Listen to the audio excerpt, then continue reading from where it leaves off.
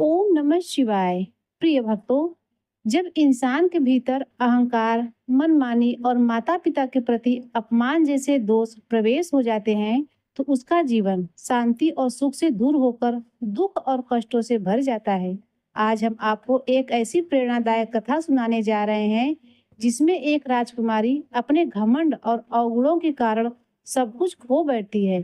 कथा शुरू करने से पहले आप सभी भक्तों से मेरा विनम्र निवेदन है कि आप लोग कथा को पूरा अवश्य ही सुनिएगा, क्योंकि आधा अधूरा कथा सुनने से आपको कथा का पूर्ण ज्ञान प्राप्त नहीं होगा और आपको सही मार्गदर्शन भी नहीं मिलेगा। इसीलिए आप कथा को पूरा अंत तक जरूर सुनिएगा। आइए सुनते हैं इस प्रेरणादायक कथा को। एक बार कैलाश पर्वत पर भगवान शिव और माता पार्वती विराजमान थे। तभी माता पार्वती ने भगवान शिव से पूछा, हे प्रभु, संतान में कौन से अवगुण होने पर वह माता पिता को दुख देती है? फिर भगवान शिव मुस्कुराए और बोले, हे देवी, आज आपने मानव कल्याण के लिए अत्यंत ही महत्वपूर्ण प्रश्न किया है। मैं आपको आपके इस प्रश्न का उत्तर एक कथा के माध्यम से दूंगा। आप इस कथा को ध्यान पूर्वक सुनना। फिर भगवान शिव कहते हैं, हे देवी, एक बार की बात है, एक गांव में सुंदर लाल नाम का एक व्यक्ति रहता था और उसका एक पुत्र था जो 22 वर्ष का था। उसका नाम हरीश था और उसके पिता एक व्यापारी थे। वे व्यापार करते थे, पर उसका जो पुत्र था वह पूरे दिन बस अपने दोस्तों के साथ घूमता फिरता और मौज मस्ती करता था। वह कहीं काम पर भी नहीं जाता था और उसे किसी बात की कोई चिंता भी नहीं थी। हरीश अपने पिता के व्यापार में हाथ बटाने के बजाय उल्टा उनका कमाया हुआ धन जुए में उड़ा देता था।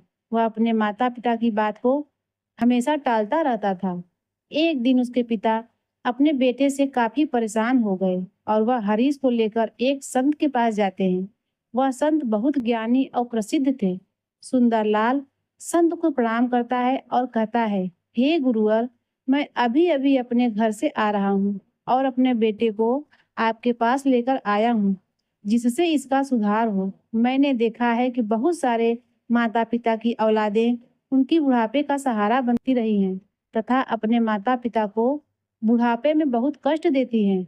तो हे गुरुवर, मैं आपसे निवेदन करता हूँ कि कृपया बताइए, वह कौन सी औलाद होती है जो अपने माता पिता को दुख देती है, जिससे उस औलाद को आगे चलकर बहुत दुख और कष्ट होता है। तब संत कहते हैं, हे पुत्र, हम आपको आज एक अत्यंत पवित्र कथा सुनाते हैं, जिसे सुनने के बाद आपको आपके सभी प्रश्न के उत्तर अवश्य ही मिल जाएंगे। संत कहते हैं, पुत्र, जो इस कथा को ध्यान पूर्वक सुनता है, उस व्यक्ति के बच्चे बुरी संगत से बाहर आते हैं तथा अपने माता पिता की सेवा सदैव करते हैं।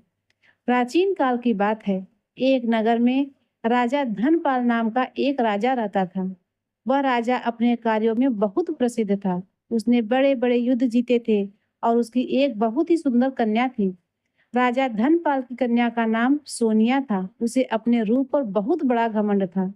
माता पिता की वह शुरू से ही लाडली बेटी थी, इसीलिए स्वतंत्रता के साथ खेल कूद कर बड़ी हुई। उसे इस बात का भी अभिमान था कि वह एक राजकुमारी है। वह अपने आगे किसी को कुछ नहीं समझती थी और चलते फिरते लोगों का अपमान करती रहती थी। हर व्यक्ति को, बेटा हो या बेटी, जरूरत से अधिक स्वतंत्रता बिगाड़ देती है और उन्हें बिगड़ने में सबसे बड़ा योगदान उनके माता पिता का ही रहता है। बच्चे यदि मनमानी करने लगे तो माँ बाप को उनकी तरफदारी नहीं करनी चाहिए, बल्कि उनकी गलती पर उन्हें समझाना चाहिए। जरूरत पड़े तो डांट फटकार भी लगानी चाहिए और बच्चे भी आपकी बात तभी मानेंगे जब आपने उन्हें बचपन से समझाया होगा। उनकी हर एक गतिविधि पर नजर रखनी होगी, उन्हें आदर्श का पाठ पढ़ाना होगा और संस्कारों से सींचना होगा। यदि माता पिता ने ऐसा नहीं किया तो औलाद के बड़े होने पर आप उन्हें दंडित करके भी सुधार नहीं सकते। तब आपका समझाना भी मुश्किल हो जाएगा और वह आपके बस में नहीं रहेंगे। राजा धनपाल की कन्या के लिए जो रिश्ता आता, वह अपने दुष्ट स्वभाव के चलते उसे लौटा देती थी। उसके लिए ना जाने कितने रिश्ते आए और उसने उन सब को अपमानित करके हंसी उड़ाते हुए वापस कर दिया। राजा भी बेटी की इस हरकतों से बहुत परेशान हो चुका था। एक दिन राजा ने बेटी सोनिया के लिए अपने राज्य में एक स्वयंवर का आयोजन किया। कई जगह के राजकुमार और राजा महाराजा स्वयंवर में भाग लेने के लिए आए। सभी आकर अपने अपने आसन पर बैठ गए। उधर राजकुमारी सोनिया हाथ में माला लेकर अपनी सहेलियों के साथ राज दरबार में जा रही थी। सोनिया अपनी सुंदरता के घमंड में भरी हुई थी। वह सभी राजकुमारों को गौर से देखती हुई आगे बढ़ने लगी। वह जिस भी राजकुमार के सामने पहुंचती, उसकी किसी न किसी बात पर खिल्ली उड़ाती और आगे बढ़ जाती। सभी के बीच राजकुमारी की बातों से अपमानित होकर कई राजकुमार राजसभा से उठकर चले गए। राजकुमारी एक मोटे राजकुमार के सामने पहुंची। वह उस मोटे राजकुमार की हंसी उड़ाती हुई अपनी सहेलियों से बोली, हे सहेली, देखो तो इन महाशय को, इनका शरीर कैसा लग रहा है, जैसे किसी ने आटे का बोरा रख दिया हो। उसके शरीर की बनावट पर वह काफी देर तक हंसी उड़ाती रही। वह राजकुमार राजकुमारी की बातों से लज्जित होकर दरबार से चला गया। इसी तरह राजकुमारी फिर अगले राजकुमार के पास पहुंच गई। वह राजकुमार देखने में कुछ लंबा था। राजकुमारी सोनिया ने अपने कटु शब्दों से उसे भी खूब अपमानित किया और कहने लगी, देखो सहेली, यह तो कोई खंभा मालूम पड़ता है। इसे तो किसी चौराहे पर खड़ा करके इसके ऊपर मसाल लगानी चाहिए। राजकुमारी के इन शब्दों से पीड़ित होकर वह भी मुंह बनाता हुआ वहां से चला गया। एक राजकुमार की काफी बड़ी दाढ़ी थी। उसे देखकर राजकुमारी जोर जोर से हंसती हुई बोली, अरे सहेली, हमारे पिता ने तो स्वयंवर में लंबी दाढ़ी वाले बकरे को बुला लिया है। इससे तो मेरी जूती भी ब्याह न करे। राजकुमारी उसके रंग रूप और दाढ़ी की खूब खिल्ली उड़ाती है, परंतु उस दाढ़ी वाले राजकुमार ने राजकुमारी के लज्जित करने पर तनिक भी बुरा नहीं माना, क्योंकि वह राजकुमारी को अपना दिल दे बैठा था। वह भी दरबार से उठकर चला गया। अब तो एक एक करके राजकुमारी ने सारे राजकुमारों को बेइज्जत कर दिया और नापसंद कर दिया। यह बात सोनिया के पिता राजा धनपाल को बहुत बुरी लगी।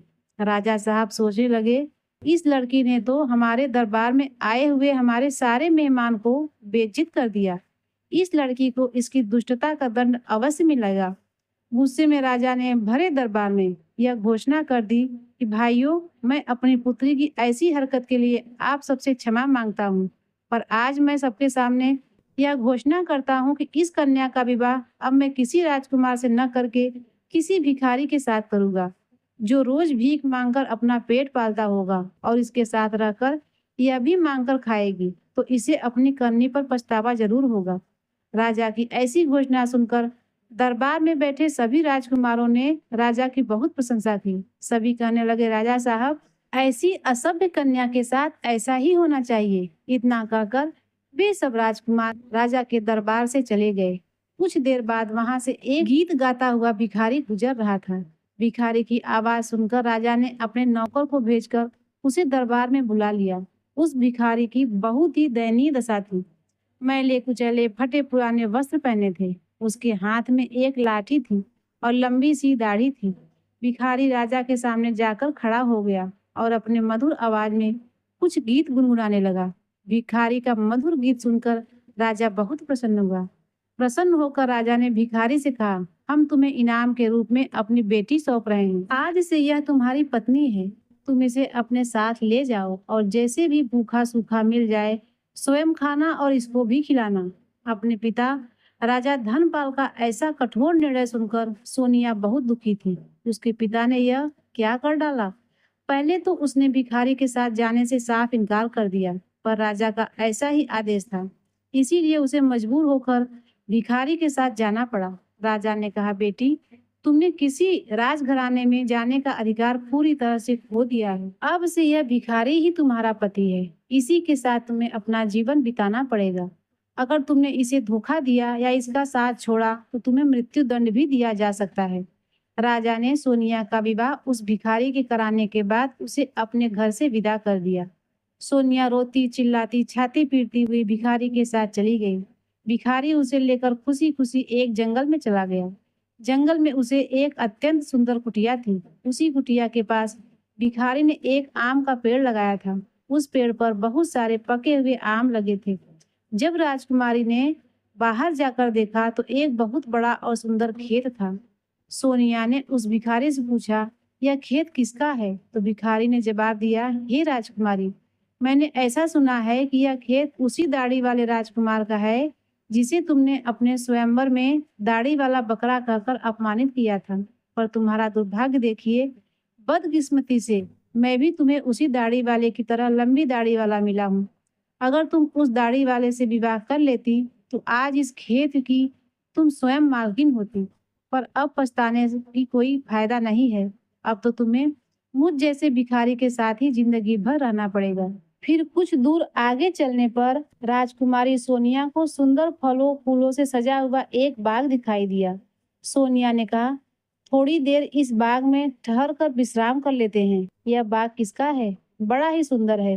भिखारी ने उत्तर दिया, राजकुमारी जी, यह बाग भी उसी दाढ़ी वाले बकरे का है जिसका तुमने अपमान किया था। इसीलिए अति शीघ्र विश्राम करके यहाँ से निकल चलो, वरना वह दाढ़ी वाला राजकुमार अगर यहाँ आ गया तो हमें अपमानित करके भगा देगा। सोचो, अगर तुम उससे विवाह कर लेती तो यह बाग भी तुम्हारा होता और मुझ जैसे भिखारी के साथ तुम्हें नहीं आना पड़ता। पर तुम्हारा घमंड ही तुम्हें यहाँ ले आया है। इस प्रकार बातें करते करते दोनों आगे बढ़ते गए। कुछ दूर आगे जाने पर वे एक बहुत सुंदर नगर में पहुंचे। ऐसा लग रहा था जैसे वह नगर किसी राजा की राजधानी हो। सोनिया ने पूछा, यह नगर किस राजा का है? भिखारी ने उत्तर दिया, हे प्रिय, यह नगरी मेरी नजर से तो एक राजा का है, पर आपकी नजर से तो यह नगर उसी दाढ़ी वाले बकरे आदमी का है जिसे तुमने भरी सभा में बेइज्जत किया था। सोचो, अगर तुमने उससे शादी कर ली होती तो तुम इस नगर की रानी होती। हजारों दास दासियां तुम्हारी सेवा करती, पर तुमने अपने रूप के घमंड में आकर अपनी किस्मत फोड़ ली और मुझ भिखारी के साथ विवाह करके अपनी जिंदगी को दुखों में धकेल दिया। पर अब क्या हो सकता है? जो होना था वो हो गया। भिखारी की बात सुनकर राजकुमारी को बड़ा पश्चाताप होने लगा। कहने लगी, काश मैंने उससे विवाह कर लिया होता। भिखारी ने सोनिया के मुख से ऐसी बातें सुनकर नाराज होते हुए कहा, राजकुमारी खबरदार, जो अब तुमने दूसरे पुरुष के बारे में सोचा भी तो अब तुम केवल मेरी पत्नी हो और मैं ही तुम्हारा पति हूँ। अब महलों के सपने देखना छोड़कर तुम्हें मेरे साथ मेरी झोपड़ी में ही रहना पड़ेगा। इतना कहकर भिखारी राजकुमारी सोनिया को अपनी झोपड़ी के पास ले गया, जो राजा के नगर से कुछ दूर एक तालाब के किनारे बनी हुई थी। झोपड़ी देखकर सोनिया को बड़ा क्रोध आया। कहने लगी, यह कितनी बेकार सी झोपड़ी है, मैं इसमें कैसे रह पाऊंगी? इसमें रहकर मेरा दम घुटने लगेगा। मैं बहुत बड़े महलों में रहने वाली हूँ, इस छोटी सी झोपड़ी में मेरा गुजारा कैसे होगा? भिखारी बोला, राजकुमारी, अब आज से यही झोपड़ी तुम्हारा नया घर है और इसी में तुम्हें रहना पड़ेगा।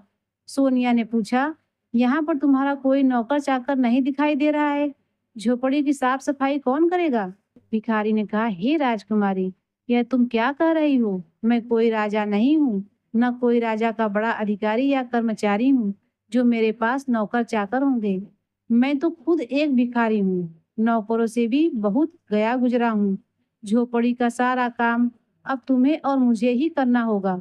चलो, अब तुम पहले झोपड़ी की साफ सफाई करो, फिर मेरे लिए खाना बनाओ, मुझे बहुत भूख लगी है। चलते चलते मैं थक चुका हूँ। सोनिया को भोजन बनाना तो आता ही नहीं था, इसीलिए भिखारी और राजकुमारी ने मिलकर उल्टा सीधा खाना बनाया और खाकर दोनों सो गए। अगले दिन भिखारी ने राजकुमारी को जगाया और घर का सारा काम करने को कहा। राजकुमारी पूरे दिन काम करती रही और भिखारी की डांट फटकार सुनती रही। 4-5 दिन इसी तरह बीत गए। घर में जो कुछ खाने को था वह भी खत्म हो गया। भिखारी बोला, प्रिय, अब खाने को तो कुछ बचा नहीं है। जो कुछ मैंने मांग कर रखा था वह सब खत्म हो चुका है।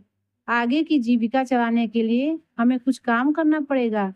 एक काम करो, मैं तुम्हें इस आम के पेड़ से आम तोड़कर टोकरी में भरकर दूंगा। तुम उन आमों को बाजार ले जाकर बेचकर आना। राजकुमारी ने आश्चर्य से कहा, मैं आम बाजार में बेचने जाऊंगी?